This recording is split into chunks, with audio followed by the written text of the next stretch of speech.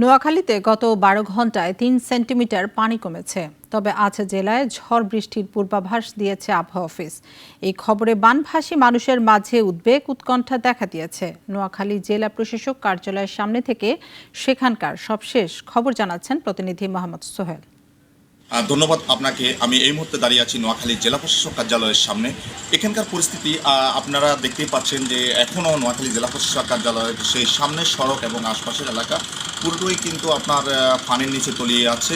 তো নোয়াখালীতে গতকাল সকাল থেকে আজ দুপুর পর্যন্ত কিন্তু এখনও কোনো বৃষ্টিপাত হয় নাই। এতে করে নোয়াখালীবাসী গত কয়েকদিনের যে টানা ভারী বর্ষণ এবং জলাবদ্ধতা এ নিয়ে চরম অস্বস্তিতে ছিল।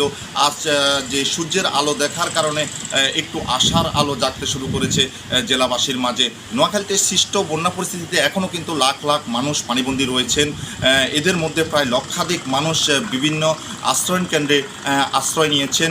আজ সকালে বাংলাদেশ পানি উন্নয়ন বোর্ড নোয়াখালীর নির্বাহী প্রকৌশলী যিনি রয়েছেন তার সাথে আমার কথা হয়েছে। তিনি জানিয়েছেন গত ২৪ ঘন্টায় বৃষ্টি না হওয়ার কারণে গত ১২ ঘন্টায় নোয়াখালীতে প্রায় ৩ সেন্টিমিটার পানি কমেছে এবং আগামী কয়েকদিন যদি বৃষ্টি না হয় সেক্ষেত্রে নোয়াখালীতে বন্যা পরিস্থিতির উন্নতি হতে পারে বলে তিনি জানিয়েছেন। এদিকে সকালে আবহাওয়া অধিদপ্তরের পক্ষ থেকে জানানো হয়েছে আজও নোয়াখালীতে মাঝারি বর্ষণ এবং ঝড় বৃষ্টি হতে পারে। বাংলাদেশ সরকারের স্বাস্থ্য উপদেষ্টা নূরজাহান বেগম সেখানে তিনি দুর্গত মানুষের মাঝে ত্রাণ বিতরণের কথাও রয়েছে।